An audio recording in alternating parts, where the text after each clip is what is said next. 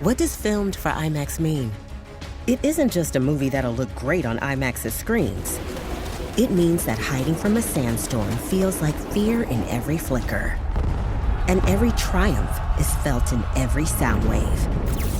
And the things we've only imagined, you can truly experience those too.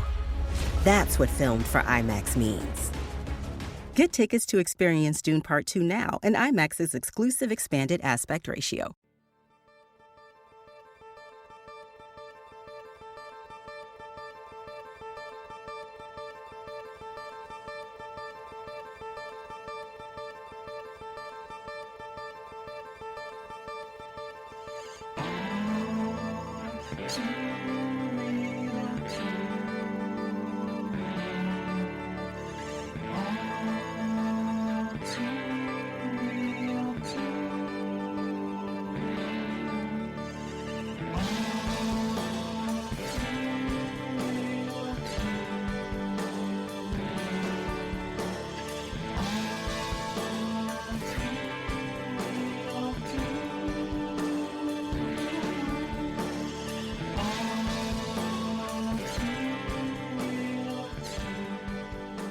Okay, everybody, welcome to the latest episode of All Too Real 2.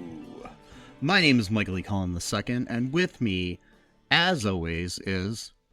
Sesame, Lang, and Carta. Okay. Uh-huh. Interesting name. Thank you. So, how you doing?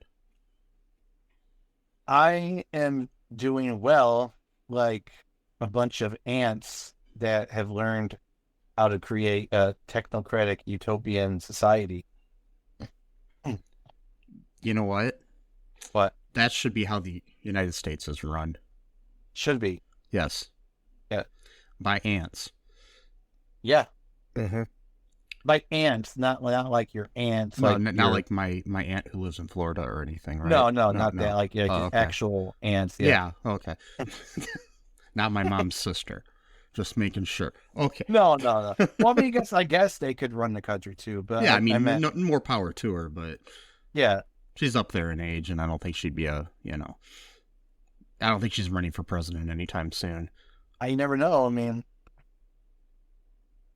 it's possible. I mean, when I first saw the first Ant-Man, that's what I was thinking it was about.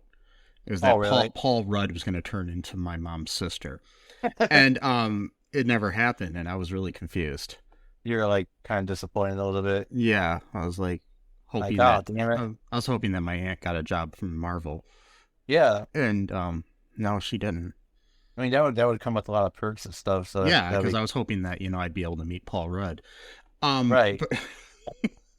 I want to meet Paul Rudd. Yes, that's actually one of my goals in life is to meet Paul Rudd and actually hang out with him for like one day or whatever. Like not just get an autograph, but just like hang out with them. I think that would be pretty cool. So what we do is like the Celtic Pride movie. Yes. You and I. We kidnap Paul Rudd. No. And make him hang out with us for a day. That's how it works, right? There's a pun in there, Celtic Pride, so it'd be like, what would it be called? Like Paul Pride? No. Whatever. I'll think of it later. Celtic Rudd. Yeah, there we go. Or Crud. No. Whatever. We'll figure it out. There's a thing going on online right now. There's a dog that this shelter wants Paul Rudd to adopt that supposedly looks like him. And they named the dog Paw Rough. I like that. That's good. Yeah. All rough. All right. Yeah. So yeah. Cool.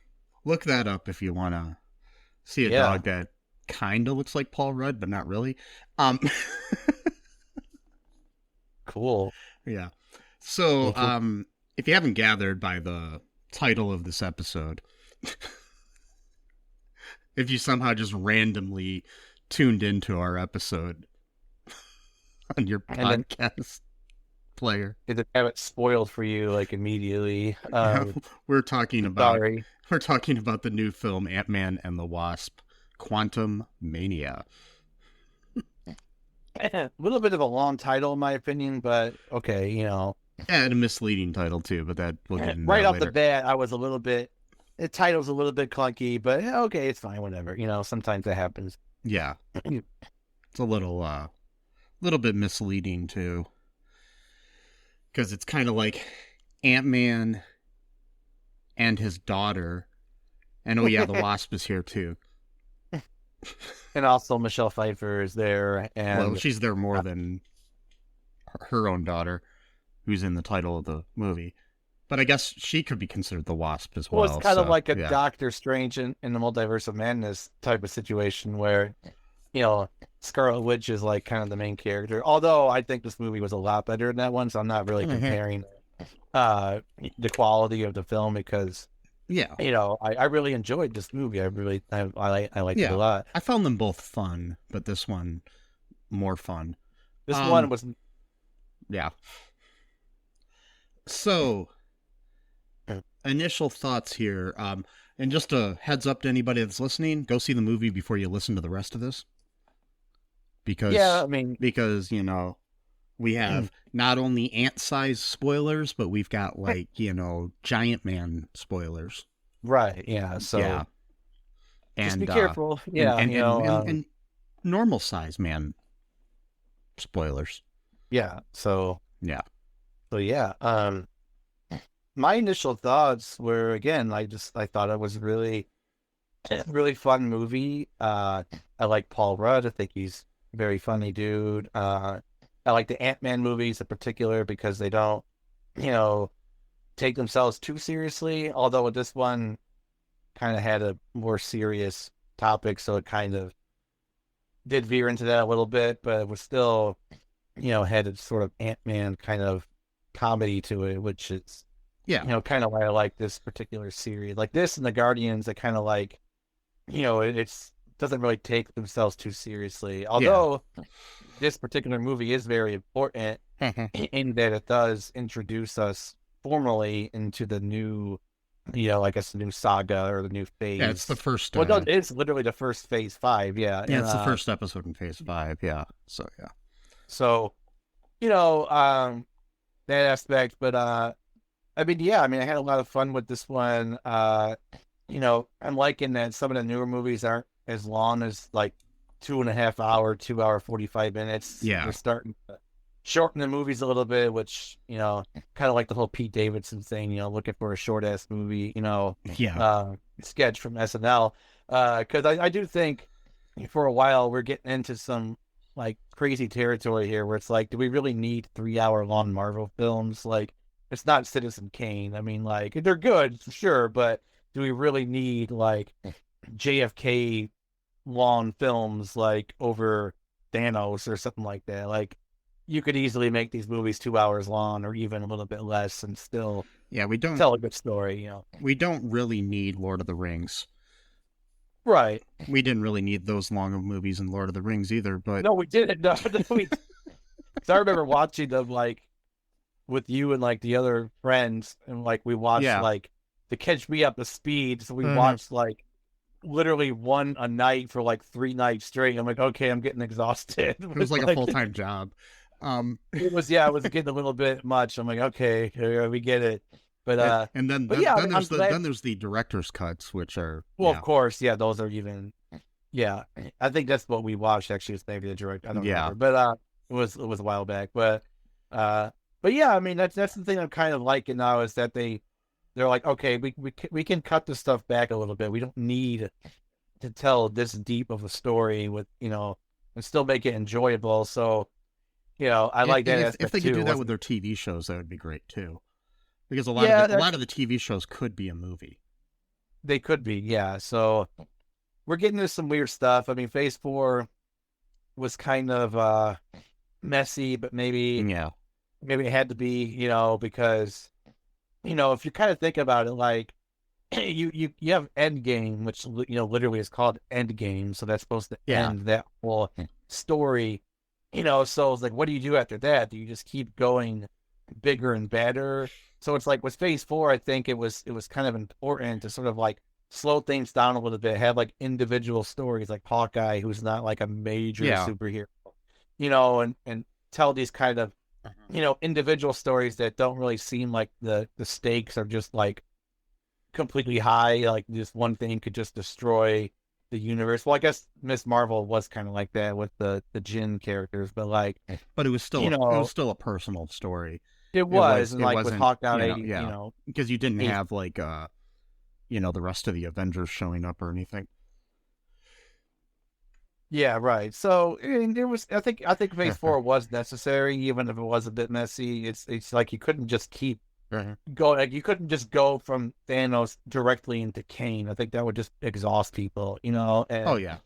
I mean, for me, it would exhaust me because I'm already kind of going through like a superhero fatigue right now, where I'm just kind of like, I don't know, it just kind of happened over a few weeks ago or a month ago. I'm just like, like. I think a lot of people are. I mean, it's like, I don't know if I am necessarily, but there are times when I'm like, I need something different.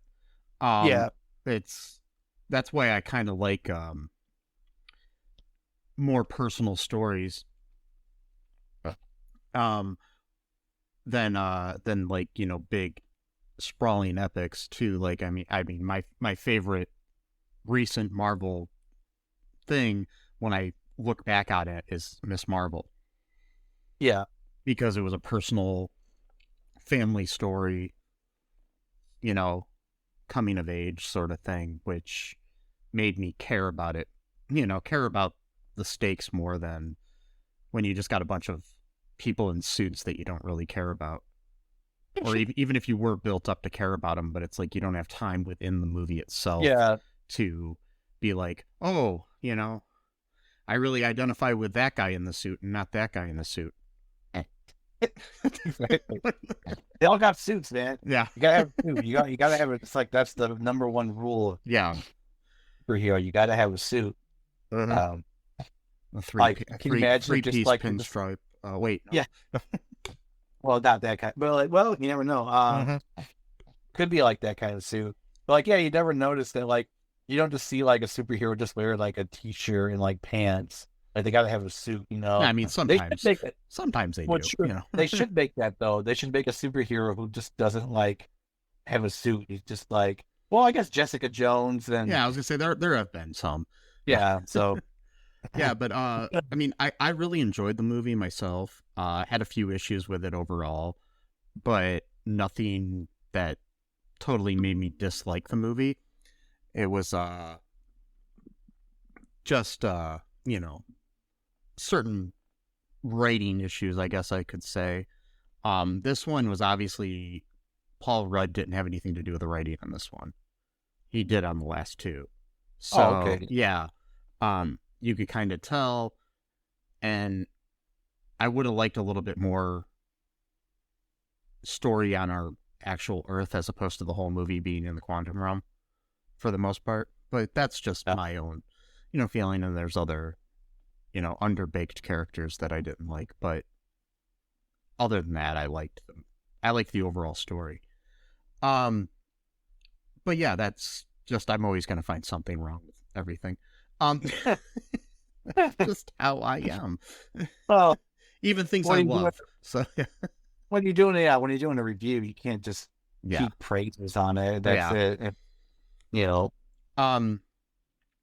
So we can do like a basic breakdown of it. I don't think we have to get too detailed on this because I mean it was a lot happened in a little bit of time, but also not a whole lot in a little bit of time, if that makes sense. Yeah, I mean it was a pretty straightforward story. I mean it was a point A to point B pretty much. I mean it's your typical story where you have an objective that you need to accomplish, and it's how you accomplish it. Yeah, which is the basis of like any kind of heroic story. It's your getting the ring dropped into Mordor. Yeah, pretty much. I mean, yeah, very similar.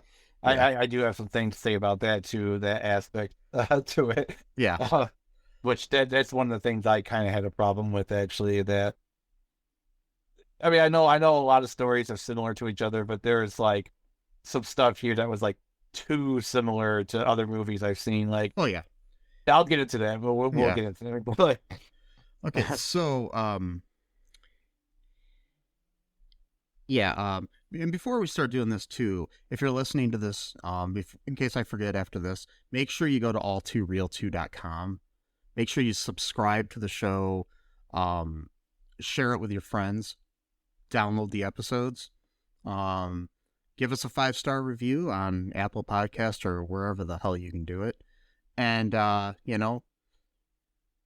we have merchandise at TeePublic. You can buy stuff there. Also, recycle. yeah, Look both ways before you cross the street, and don't eat yellow snow. don't do it. Yeah, you probably shouldn't eat any kind of snow, especially if you're in Ohio. Yeah, exactly. Because they got lots of toxins and Yeah, chemicals all over the place. trains derailing and stuff. Anyway, Yeah, so no Yep. biggie. So okay, to the plot here. Yeah. All right, we start out, in the present day, or the MCU's present day, after the blip, after Scott saved the world. I mean, yeah, he played a pretty big part in that. Yeah, no, he saved it. It was all him. Well, not all him, but he played. Were there other characters in that movie?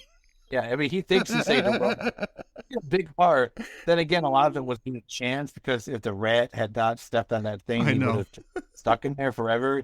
But he did play a big role. I mean, he's the one that came up with the idea of using the quantum, realm to trap time and all that stuff. So, he has some bragging rights for sure. Yes.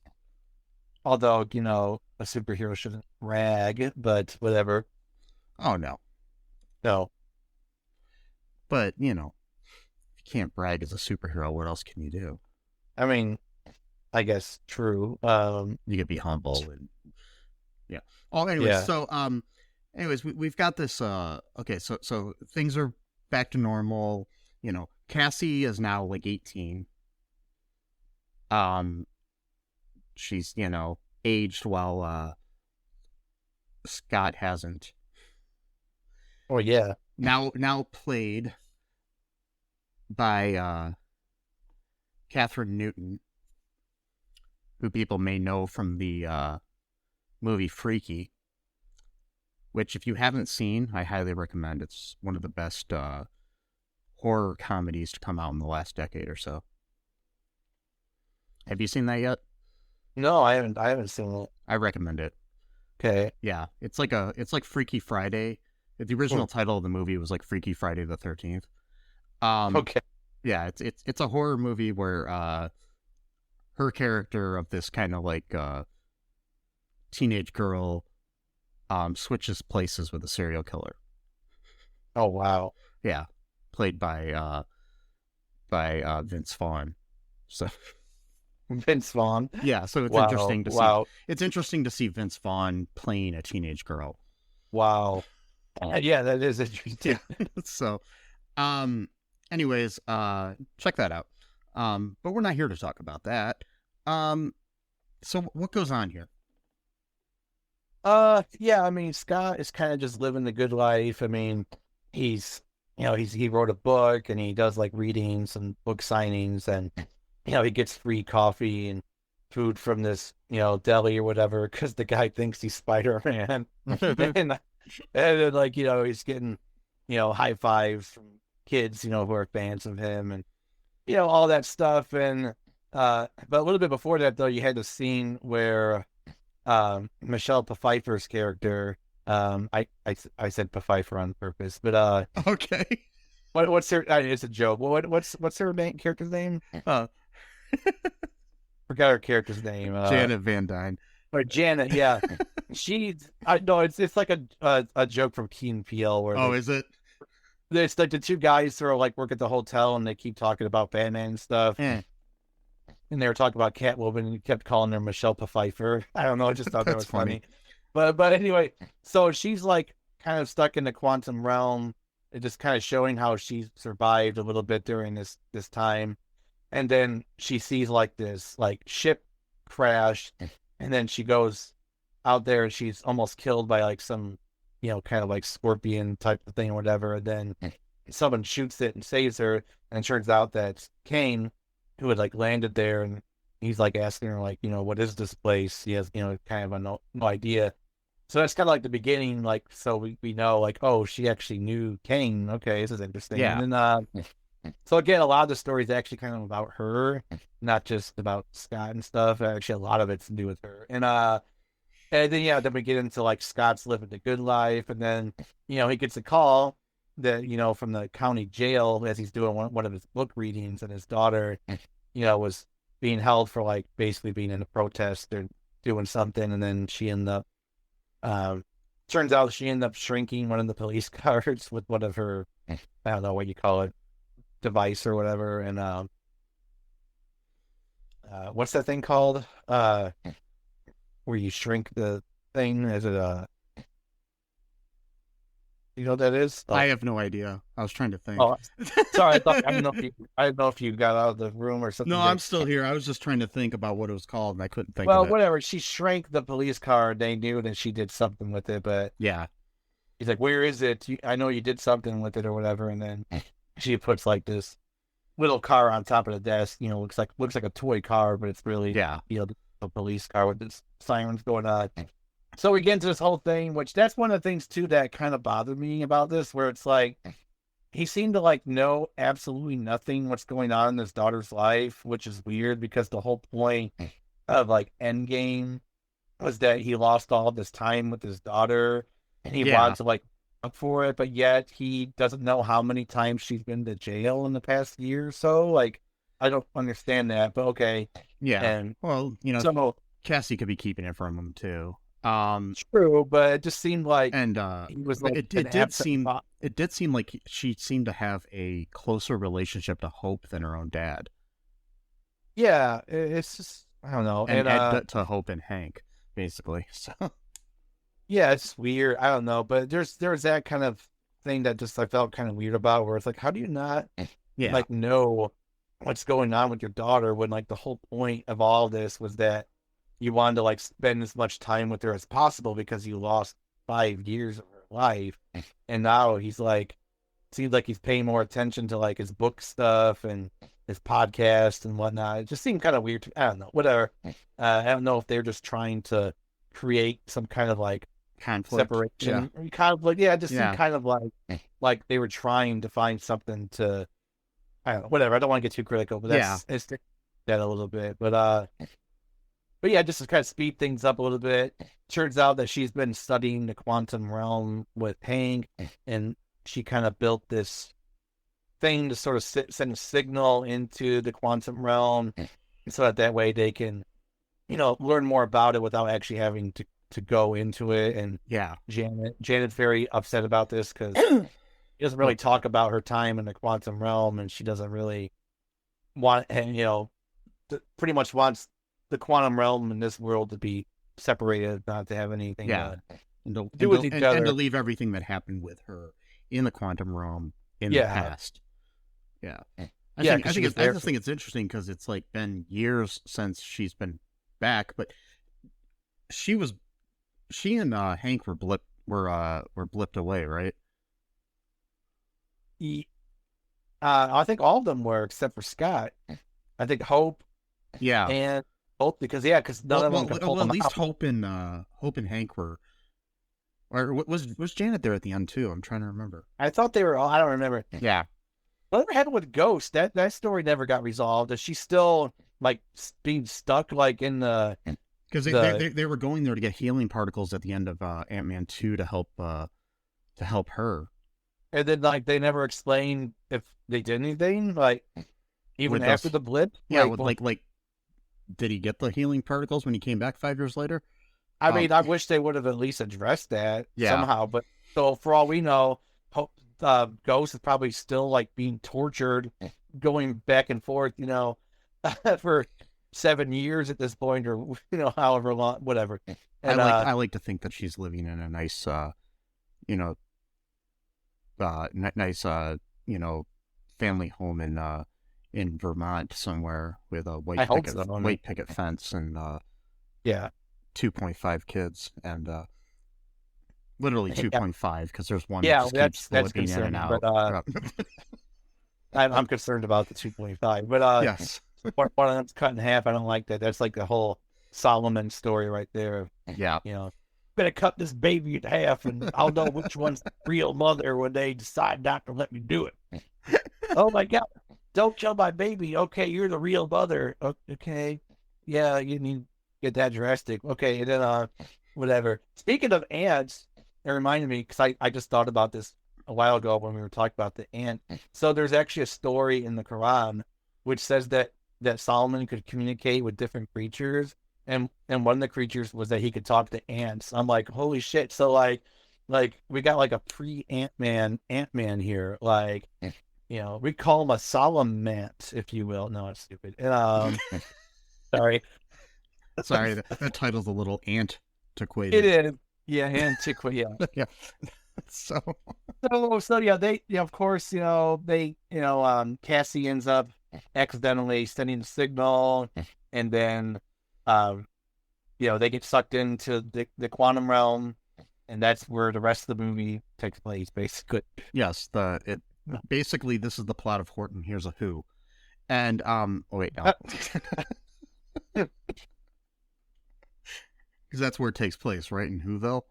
And yeah, I guess. Yes. I mean, might as well. No. No. So, they get trapped in the quantum realm. And then they gotta basically find their way back. That's their initial goal. But they're separated.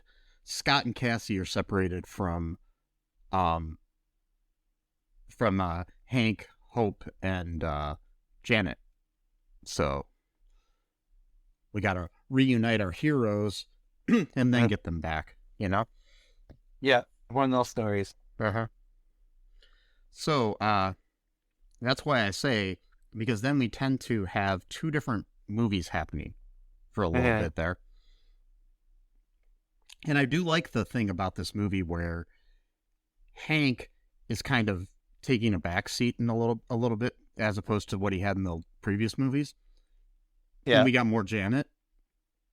And it's interesting because Hank is kind of like not the most knowledgeable person here like he is normally.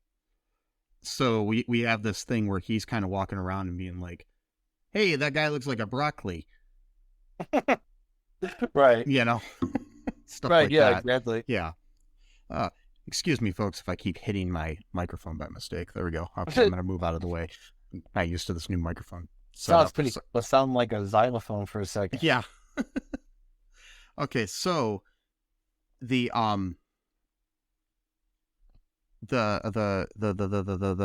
what happens? No.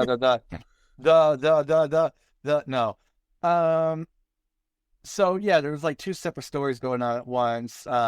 Janet, she's the knowledgeable, this realm. She knows the people.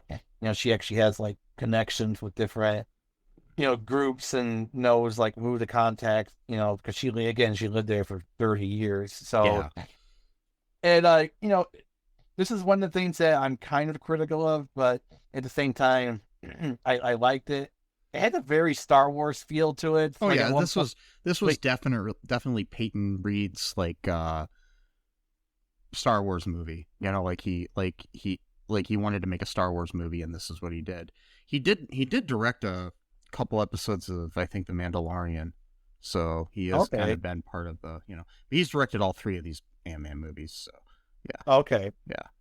I mean, yeah, because at one point they go into like a literal cantina. I mean, it looks a little bit nicer than the ones that you usually see in, in Star Wars or whatever. But like the whole thing of like drinking, weird drinks or, weird food or whatever. But yeah, I did like the whole thing the where like scene for the whole movie. But yeah, yeah, and pretty much like so like And then like that's like with Janet, Hope, and Hank, and like they drink this liquid that helps them like understand like what everyone else is saying. So I thought that was pretty cool. And then also to like Cassie and Scott, Yeah. they get kind of trapped or like cornered by like this like tribe or whatever, and then like it was very Return of the Jedi when when they meet the Ewoks, sort of. You know? Oh, very much. Yeah, exactly. And she's, it's okay, Dad, just drink the ooze. And she's got like this red stuff like dripping off her chin, and then the ooze comes out of this guy who's like kind of like a gelatin sort of being or whatever.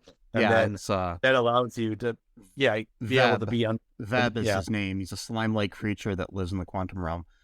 He's played by David Dashlichin. I can't pronounce his last name, but he also played Kurt in the previous two movies. Oh, okay. So he's the only one of the buddies to show up in this one, but as a different character. A different character, yeah, exactly. Yeah, I was kind of upset about that too. Yeah, we didn't have them. Yeah, and he's been. It's weird about David. He was in The Dark Knight as a character named Thomas Schiff. He was in Ant-Man, as we know. He was also in Batman: The Long Halloween Part 1 as Julian Day Calendar Man as the voice of that. He is in The Suicide Squad as Polka Dot Man. Oh, okay. That's just in movies. And then in TV shows, he was on The Flash as Abracadabra. Oh, okay. So he's done a lot of Marvel and DC stuff. So yeah, now I know who you're talking about. Abracadabra and then the polka. And okay. Yeah, so he's a really good actor because none of those characters are alike. So yeah, exactly. So yeah, this cool jelly dude, he's got this thing that can make you understood by other people and they can understand you. So the goo you're drinking is actually just him. It's him, it's his essence, but whatever. And then like, it's very Star Warsy, like, the interesting thing, like the buildings are actually like alive, yeah. Like they're like just beings essentially that people live inside of, and like just kind of a cool thing. We kind of learned a little bit about, they keep referring to King as him. That was another thing that kind of bothered me about the movie. It's like, okay, we understand, like, you don't need to be so cryptic, like, the whole time. We like, know who the bad guy is. It's not like... The Conqueror, like, it's like, okay, we know, like, Yeah. Well, maybe they didn't know his name or something. I don't know. True, that's true, yeah. But, yeah, and then the leader, the kind of like the leader of them is this woman named Gentora, which I don't know if they ever mentioned her name in the movie. They probably did, but played by Katie O'Brien. And then she has a telepath friend played by William Jackson Harper from The Good Place. Yep. Named Quaz. Yep. Yeah. See, that was my main issue, was those characters were completely underdeveloped. Oh, I know. Yeah. Like, they were just there for plot purposes. Like, it was the same issue I had with, which we didn't get a chance to review, but that I had with Black Panther: Wakanda Forever. It was that the characters, besides like maybe our main character, were completely underdeveloped, and we didn't have enough time to actually give a shit about them. Yeah. So like if they're put into like a precarious situation where we want them to get out of, we don't really have the stakes we would with somebody like Scott or Cassie. Yeah. So right, yeah, exactly. Because he has a pretty unique ability where he could read people's minds. I mean, that's pretty. I like to do it. He acted a lot like Chidi almost. Oh, yeah. From like he's like, Place, please stop thinking that. Please stop thinking that. Like, I'm sorry, I'm. I was happy to see William Jackson Harper in the MCU, but I wish they would have given him more to do. That as Yeah, well. yeah, me too. And that they would have given Katie O'Brien more to do too. I don't really know her from anything else, but still, she seemed like a good actress, and it would have been better to make her somebody. She's actually been in the MCU sort of before, if you consider Agents of S.H.I.E.L.D. part of the MCU. She played a character named Kimball. Oh, okay. So, yeah, that's interesting. I did not know that until I just looked it up. So, yeah. So, what happens next? See if I got the timeline right. So, we kind of learned that, Kane has pretty much conquered, like, most of the quantum realm and just built, like, this huge, sprawling city, taking over, and they learn, about Janet because they're like, we just want to find, someone, and like, oh, Janet, we all know Janet or whatever. So then, like, Janet becomes like the whole like pillar around which people like are circling because like she's pretty much like known by everyone in this, and like, apparently she was like part of some like freedom fighting, type of revolutionary group or whatever. Yeah. To try to stop Kane from conquering, everything. And, but there's like some bad blood between them because some of them feel like she's kind of betrayed them, like leaving them or whatever type of thing. So, I don't know. And, it's one of those things. We do get Bill Murray in the movie for like a good 5 minutes, maybe less. Yeah. Did it seem to you at all? Okay. Almost like all of his stuff was filmed separately from everybody else. Like, what do you mean, like a green screen or something? Or I mean, the whole thing was basically on a green screen, but but it almost seemed like, I don't know if he was in the same actual physical space as Michelle Pfeiffer and Michael Douglas. Yeah, I mean, I don't know. I wasn't really.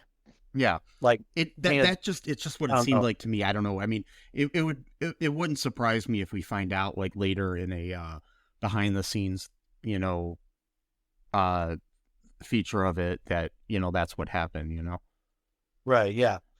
Yeah. I mean, I don't know. Yeah. I was just kind of. I was just kind of watching the movie. Plus, I didn't watch it in 3D or anything. I just saw in regular standard. Cause I don't like 3D or whatever. I just like regular. Yeah. I watched it in 3D, but that's still, I mean, it just didn't seem like they were interacting. That's yeah, all. Maybe they were. Yeah. But I don't know, it could just be me. It could be. I mean, you could be right. I mean, you notice film stuff more than I do though, too. So, it could be that. Yeah, so I mean, so Bill Murray's character, I forgot his name in the movie, but he basically betrays Janet by calling Kane or his army or whatever to. It's Lord Krylar. That's right, yeah. And it was kind of implied, well, heavily implied, that they were like an item during the time that he was stuck in the quantum realm because, quote, she had needs. And of course, Hope is like, Mom. It's like, okay, I understand, like, when you're a little kid, or like a teenager, when you're like, oh, gross. It's like, by the time you're like in your 40s, you should know by now that you're and to like bang each other to have you. Like, I mean, I'm sorry, but like, what? Like, Yeah. Like, Well, I guess maybe it's just like, the idea that her mom was with some other dude. I mean, besides her dad, So that was that kind of interesting thing that was, it wasn't like overplayed or anything, but it was kind of like just being realistic about things. Like, yeah, if you're separated from someone for 30 years, like, you can't expect them to just be like celibate the whole time. Oh, no. Not, you know what I mean? Like, whereas like, maybe movies in the past, they would be like, I waited until blah, blah, blah. Like, no, that doesn't happen. No, it shouldn't happen either. And, no, you didn't. But the scene was very Cloud City in Empire Strikes Back. Oh, yes. Yeah. Like the dinner where we're gonna, have dinner with you, and then we're gonna, do a Lando and become the person that sold you out, sort of thing.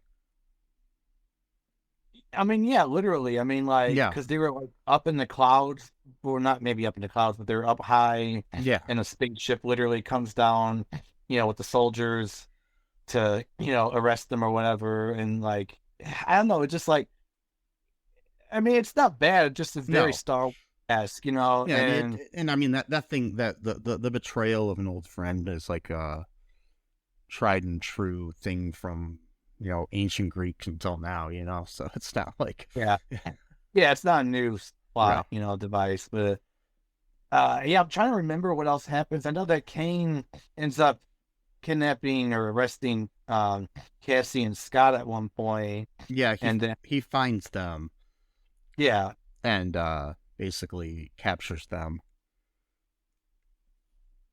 So yeah, and then they're both in these prisons. And yeah, he basically fucks with them in there and basically says that he's going to kill Cassie if Scott doesn't help him regain the power source for his timey-wimey traveling chair. it's like the movie. Literally, it's the same kind of thing. Yeah. Like, it's a chair that allows them to travel time. Yeah. I guess. Okay. Uh-huh. I mean, sure. I haven't watched much Rick and Morty, but this was written by a guy who wrote on Rick and Morty. Okay. This movie was, so I've heard a lot of people say that it's very Rick and Morty-like too, so yeah. Interesting. And I know I know they time travel and stuff on that, go into different dimensions and all that good fun stuff, so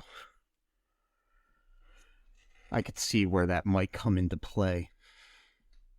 Right. So we kind of have two MacGuffins in this movie. We got the timey-wimey thing, but we're also trying to find each other as well. Uh-huh. So it's kind of like, Yes. It's kind of, I don't know. It's like an egg MacGuffin. And, wait, no. Yes, it's an egg MacGuffin, yeah. Yes. So, basically Scott is kind of doing what he did in the first movie, using his, like, thieving skills, I guess, to, capture this item for King so that he can then, rebuild his ship and then just travel different worlds, timelines, I guess, or something, where he needs to be the conqueror or whatever. We find out that he was actually exiled there by other Kanes, like on like a council.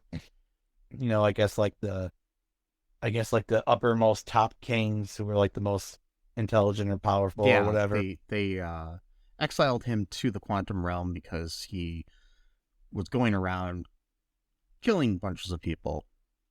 So is that why? Because he was like too bad, like too evil? My thing is I think it was more that he was doing it on his own. Oh, I see. My feeling is because I don't think that some of the Kangs of the millions that there are care. I mean, I think they just want certain timelines killed off, not necessarily that you get to like pick and choose which ones you kill off. Right. Okay. Maybe it's like so they're kind of worried about predetermined ones that they need to. That's my guess.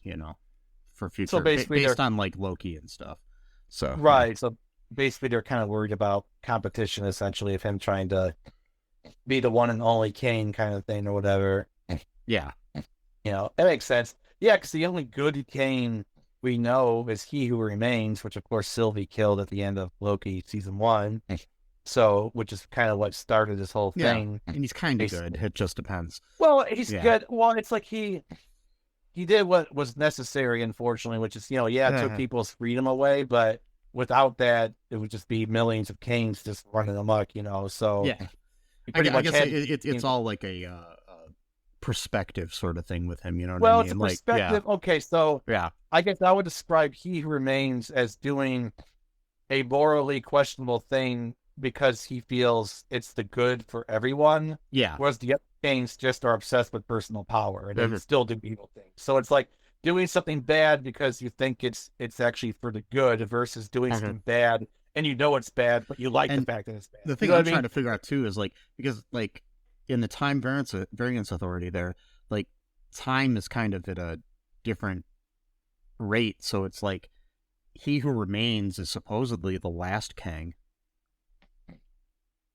Right. So supposedly the stuff that happened in Loki happened after this movie. So well, that's the thing that was always confused me about how time travel works in the MCU. So I get the feeling that time travel is like, alternate timelines is like part of the multiverse itself. So it's not so much of like having like two different planets called Earth or Saturn, but that like the alternate timelines sort of are like interlocked into that as well, you know? Yeah. I'll not explain it better than that, but that's kind of how it's almost like how like I guess if you want to go with the planet things, like how there's solar systems and then there's like galaxies. Yeah. Like certain timelines are connected in the same solar system, but there's galaxies that can be created outside of those, I guess.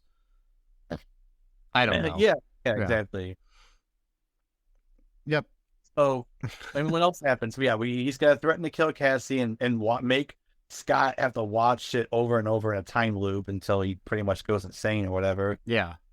He won't steal this device for him. That's the thing I forgot to mention. So in the beginning, Janet and Kane are actually close friends because they're like the only two people that know each other.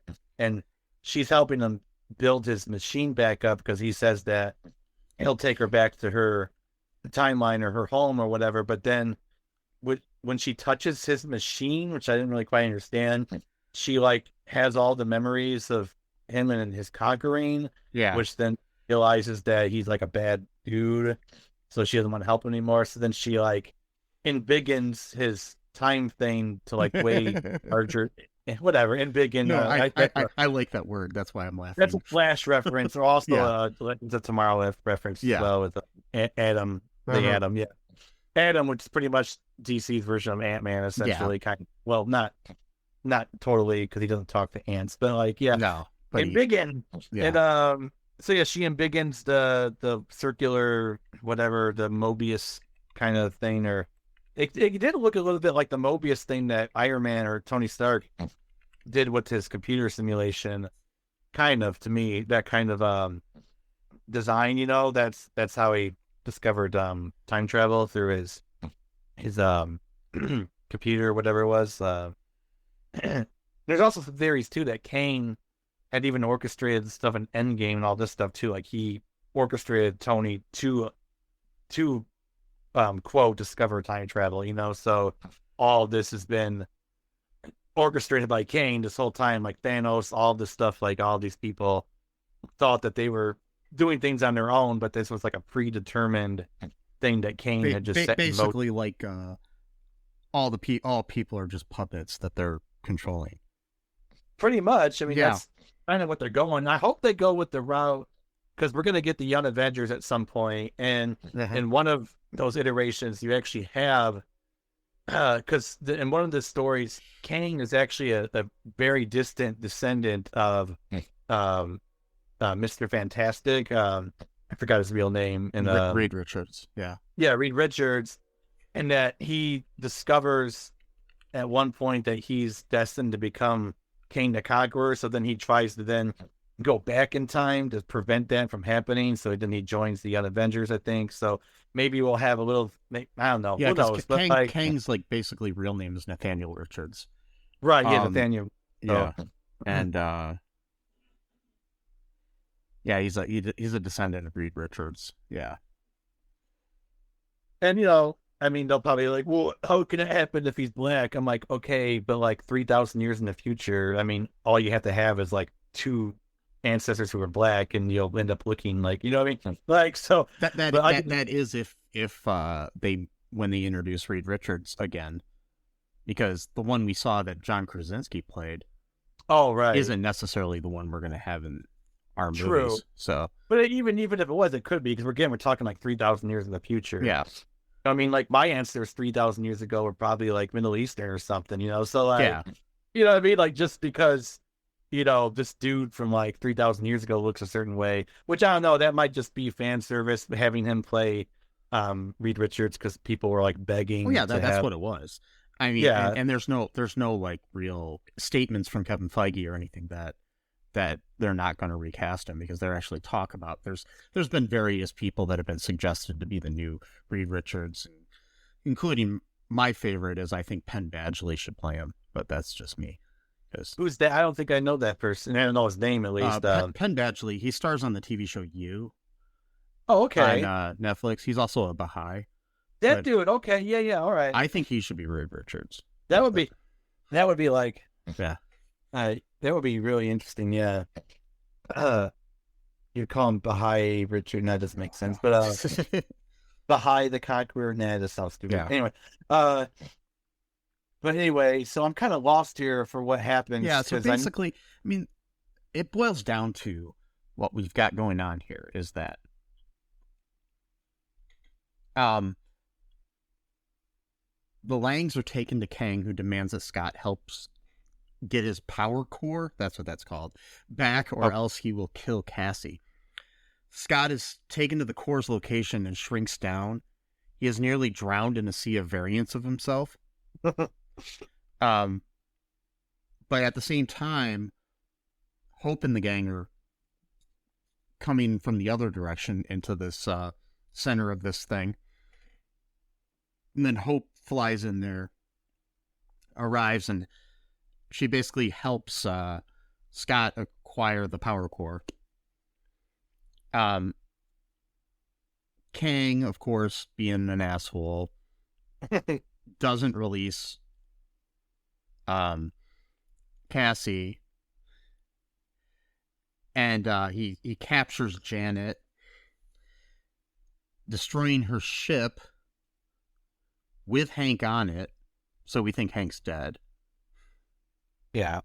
But Hank is actually rescued by his aunts, which have been, because time is weird in time is all timey-wimey and wonky. Mm-hmm.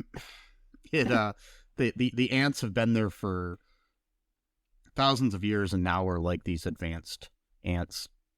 Advance, yeah. Yeah, they're advanced. They're advancing. Yeah. They had an advantage.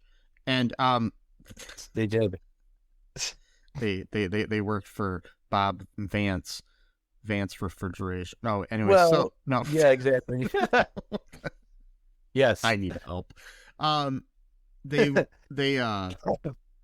rapidly evolved, basically becoming like hyper intelligent, like basically, the Planet of the Apes version of ants. And I know the ants. Yeah. Timeline of the ants on Planet Ant. Yes. Yes. Yes. Yes. So Hank ends up helping Scott and Hope as they make their way to Kang to rescue Cassie and Janet. Cassie gets out, rescues Gentora from she's like in a prison, and then basically there's this big uprising, and there's did we mention MODOK? No, I was gonna say we totally forgot about MODOK. Yeah, the rebels the rebels are under attack earlier from Kang's forces, who are led by MODOK.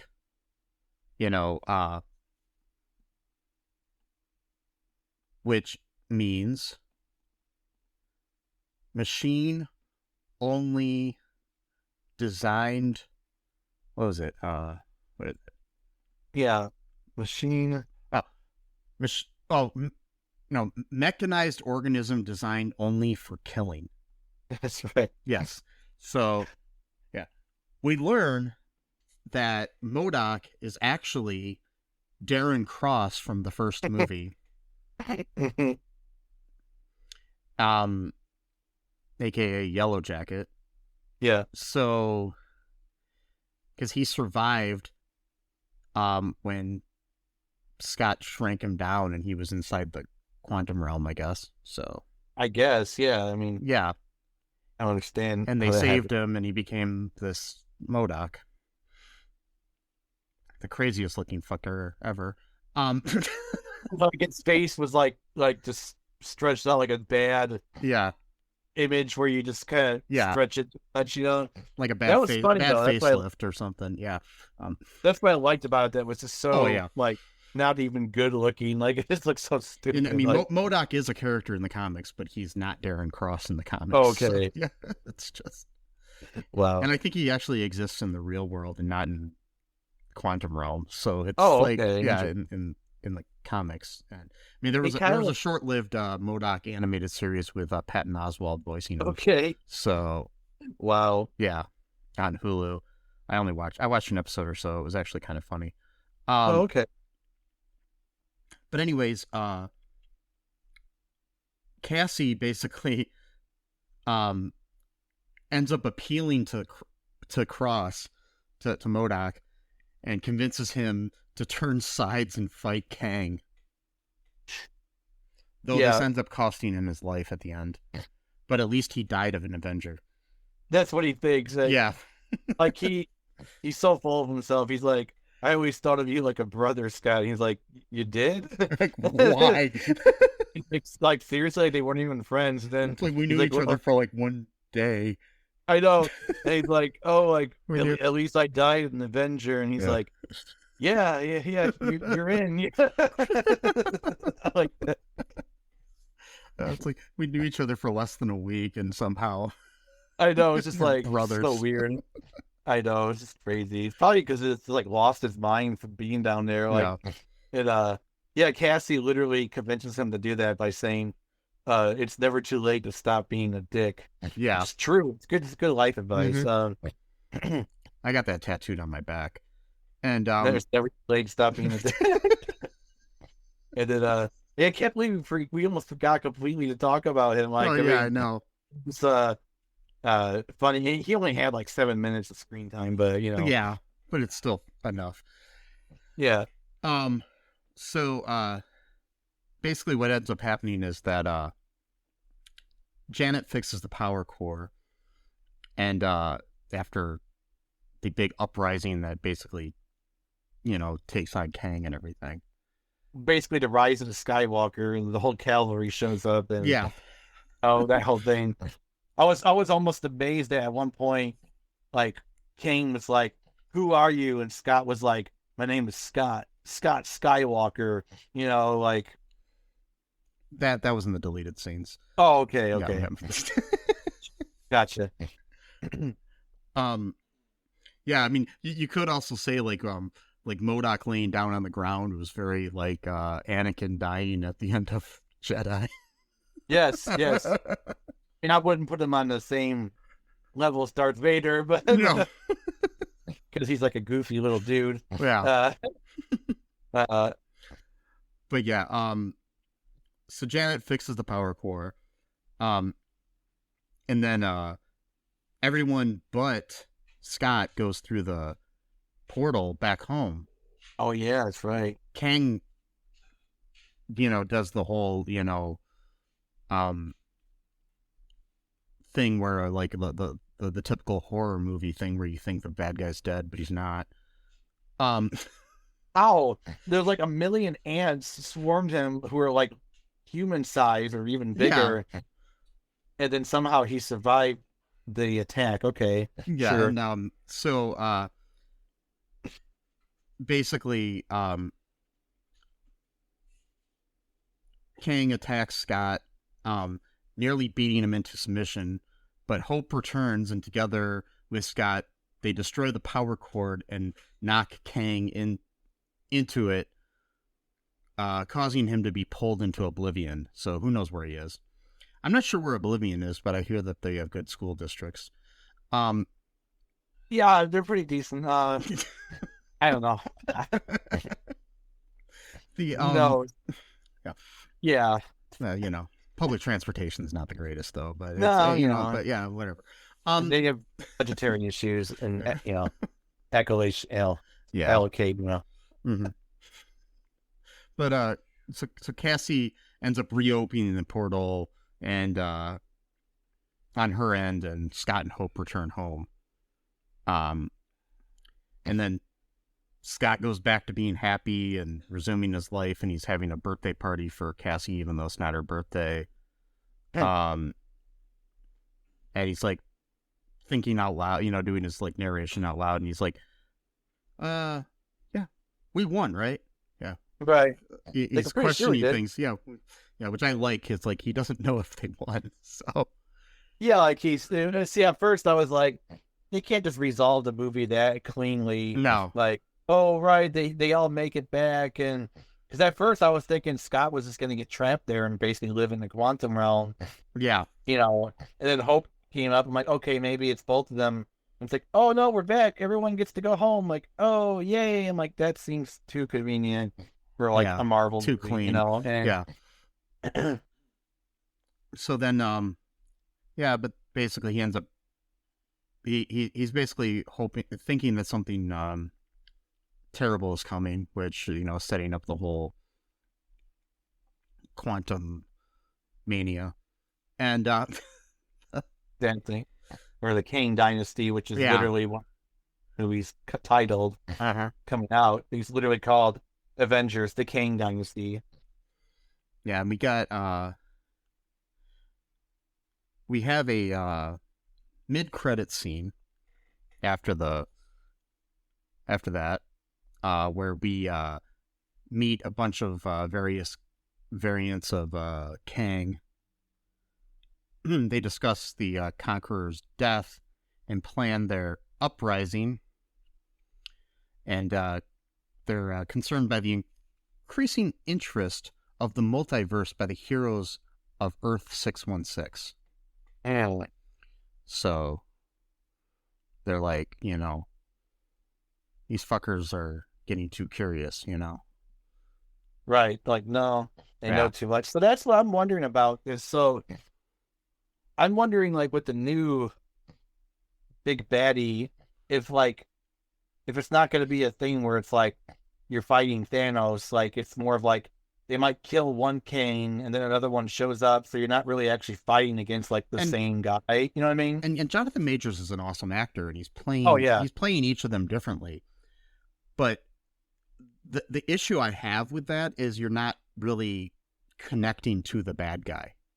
See, that's what I'm worried about. That's what I'm worried about. Exactly. I just hope we get one Kang, like even if it's this Kang that we just had end in this movie, maybe when he went off into oblivion, he didn't really die. Right, yeah. Like maybe he comes back and he's the big bad.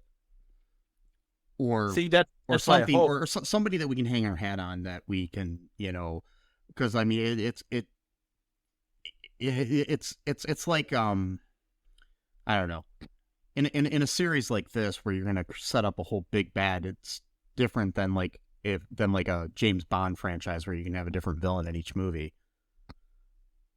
This is different. Like it's like let's say they kill Rama Tut Kang in one movie, because that's one of the guys in the council is Rama Tut, and we got a little bit of that taste in Moon Knight where the one had a jacket and it had Rama Tut on the jacket. So Rama Tut, for those who don't know, that was one of the first things that Kang did, was that he went into ancient Egypt and became one of the first pharaohs, and that the Sphinx is actually it's a time ship that's made to look like a Sphinx, and Rama Tut is one of the guys in the council. Then you got like a weird technocratic Kang who looks like he comes from like the way, way, way future, but it's like if it's like one movie they defeat Rama Tut Kang, okay, he's gone. Now we got the technocratic. I mean, that would be just like you're not getting attached to anyone particular. And plus, too, they held basically like an arena of Kangs, like thousands of them, like in the because we could have all of them and not care about any of them. It's like, I mean, it's kind of like the whole thing, like where the stakes aren't that high for like William Jackson Harper's character or Katie O'Brien's character in this movie, because we didn't really get to know them. I mean, they were on screen, less time than a guest star on a sitcom, you know? So it's like, Yeah, and plus too, like, and less with the developed. whole Yeah. with the whole Council of Kings, I didn't really quite understand what they're going into. I mean, they'll probably explain with the next movie, but because it seemed like some of them were like sort of like lower tier kings, like they weren't like super smart. Because like the one Yeah. guy was like jumping around like way too excited, like he Yeah. almost seemed like a lackey, like not really Mhm.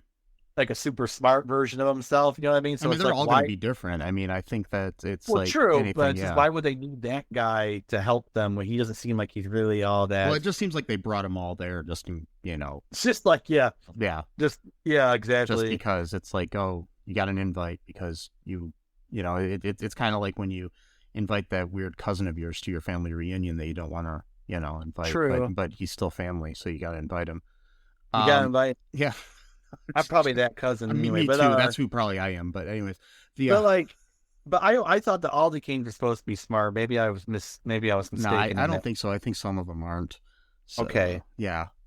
So yeah, that's what we got. Then we got a second one. You want to talk about the second? Yeah. We got a second. We got a post-credit scene where we see this magician come up on stage, again played by Jonathan Majors, whose name is Victor Timely, and this looks like it's in the early 1900s. And then in the audience, we see Loki and Mobius. So from the Loki TV series, and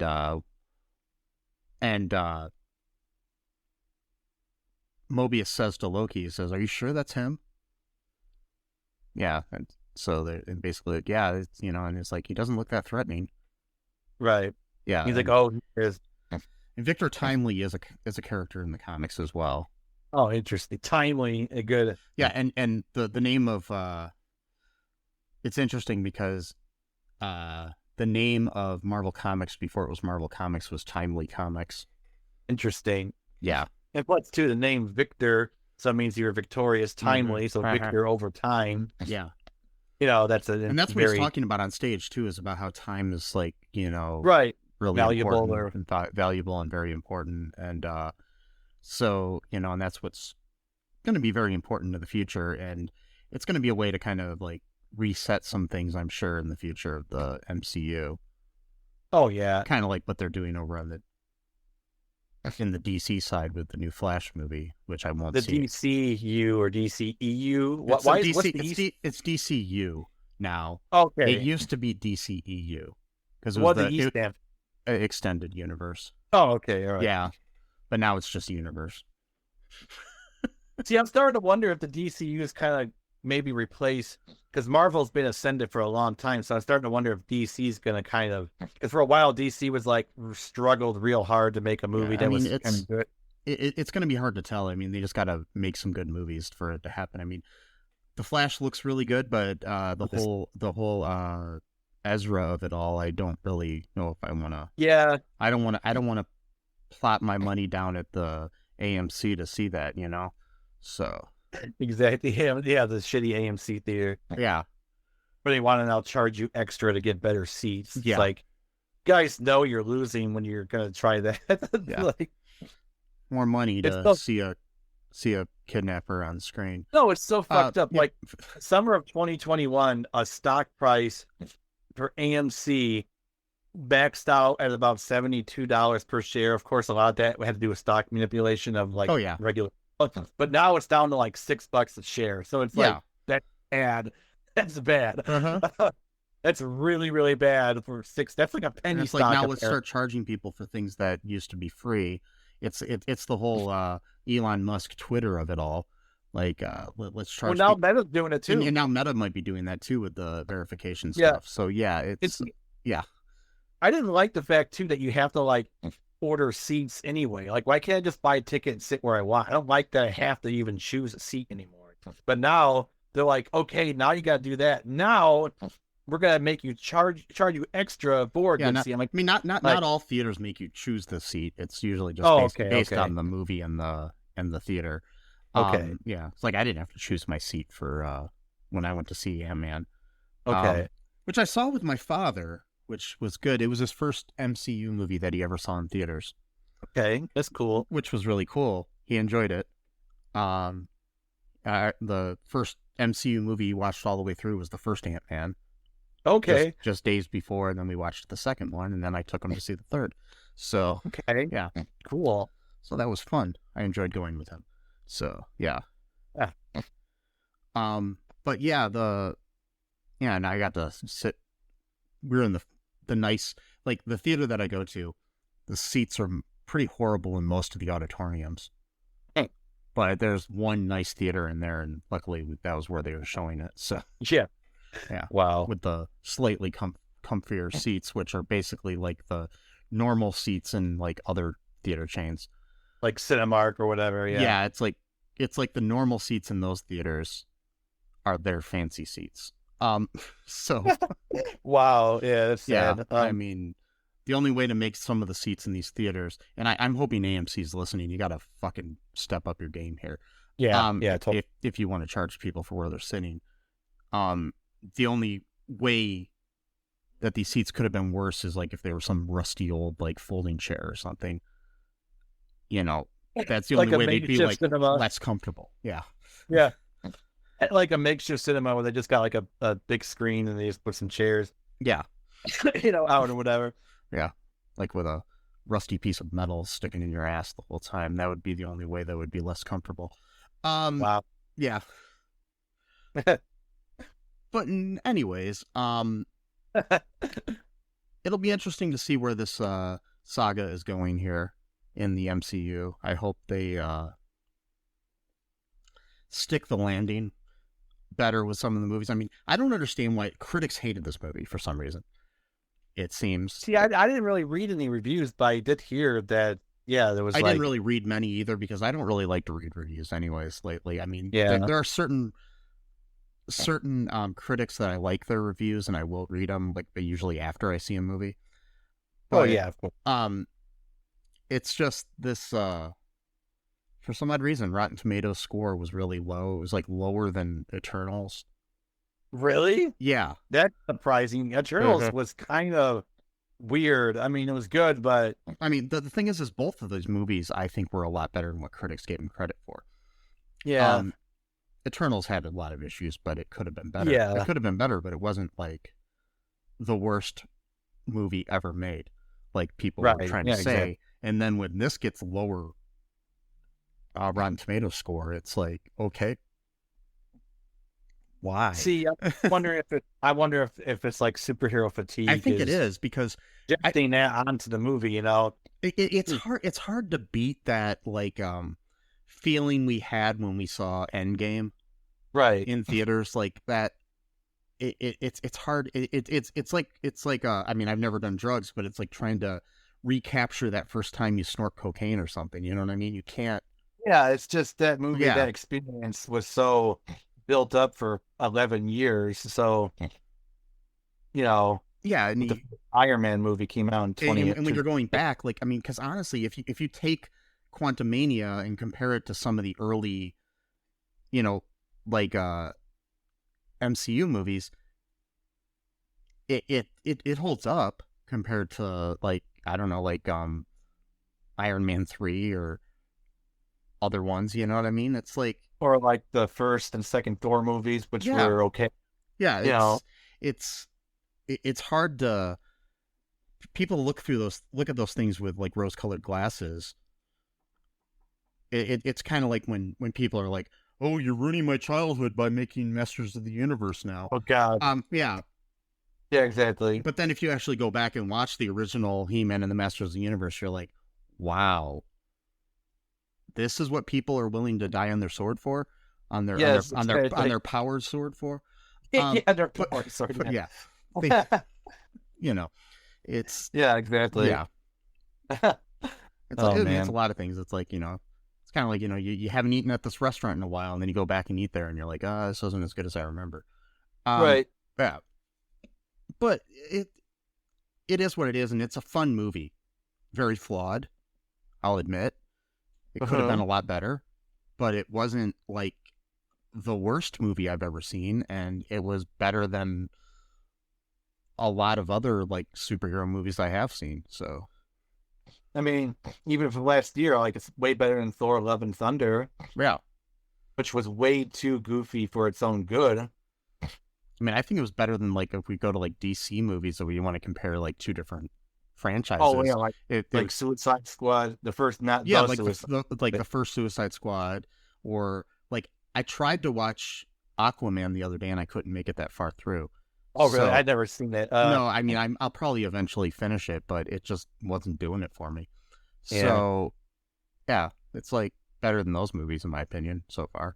So it's like, who knows? But just I mean they're postponing sadly the Marvels, which no, isn't going to come out until the end of the year, which might be a smart idea though, to give a little bit of breathing room in between the movies. yeah, I think that's the fatigue because now they got TV shows in between the movies, so it's like there's like a new project coming out like every 2 months. It seems Yeah, like. I mean, It's if you have the McRib every day at McDonald's, it's not as special as when you just release it once in a while. exactly. Or for Wendy's, because I don't like McRib, but like for Wendy to have this this really good mushroom melt cheeseburger with like melted cheese, which they don't make anymore at all, but it used to be a seasonal thing. Yeah. And I would like every February I would like get that as many times as I could, but like if that was year round, I'd probably get tired of it after like 3 weeks. Like it's like Cadbury mini eggs. I love those. Totally, yeah. I love those, but if they had them all year round, like they do in England, but they taste better there from what I heard. But anyways, so that's neither here nor there. We're getting way off topic, but I really but basically I think the next TV show we have is Loki season 2. Okay. Coming out sometime in like, I want to say like June or something, or May or something. Probably because that was when the first one came out, 2021. Yeah. So we've got a little bit, let me see if it says, season 2, it's scheduled to come out mid-2023. It doesn't really say when specifically, but that's probably going to be our next MCU property that we'll be able to see. Okay. So, it'll be cool to see that and see if we get more of Kang in that, or Victor Timely or whatever version we'll have in there. Yeah. So that'll be cool. Any other thoughts here before we wrap things up? No, I think I've said my piece, Yeah, me too. As I've said before earlier, make sure you go check out all2real2.com. Give us a 5-star review where you can. Check out our Patreon and our TeePublic. Also share with your friends. That's very important. Like, after you're done listening to this episode, it takes like 2 seconds to just share it on Facebook. Or on Twitter or Hive or TikTok or ZipZap or Zoogie Doogie, and those are things, right? Zoogie Doogie's my favorite. That we should actually start a social media company called Zoogie Doogie. Maybe we can get Neil Patrick Harris to get involved. Yeah, and we'll call it Zoogie Doogie Hauser MD. And yes. So, anyways, wow. Make sure you Zoogie Doogie, yes, and make sure you're kind to each other. That's important in this climate that we have in this world. Just be respectful and kind of each other. Stay tuned. Coming up soon, not the next episode, but in a future episode, we will be actually revisiting the movie The Reconciler that we covered for our religious reels, and we have scored an exclusive interview with the writer and also the director of the movie. So, absolutely. So that's going to be really kind of fun to get their point of view on things and explain why the movie is the way it is. And they seem like nice guys, so this will be fun. And so make sure you stay tuned for that. But until next time, folks, remember that I love you, even if you're the size of an ant, or, big like a giant man, or just like a regular man, Yeah. or woman, or non-binary person. Yeah. But also, bye-bye. Thanks for listening to All Too Real 2 podcast, a Cullen Park production. Produced and edited by Michael E. Cullen II. Music by Matthew Hawes. Subscribe and share the show. Visit us at cullenpark.com.